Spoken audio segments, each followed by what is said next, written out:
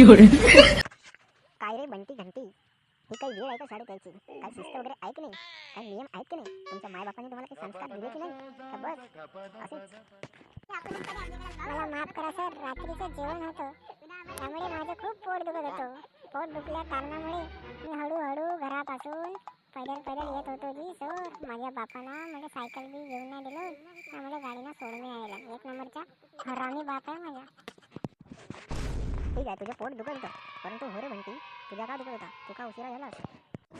का सांगू सर, कपडे लत्ते सब घाललो होतो, चांगल्या साबणानं अंगठा बी धुतलो ना, तयारी केलं होतो. परंतु माझ्या घरी माझ्या आई वडिलांचा भांडण चालू होता.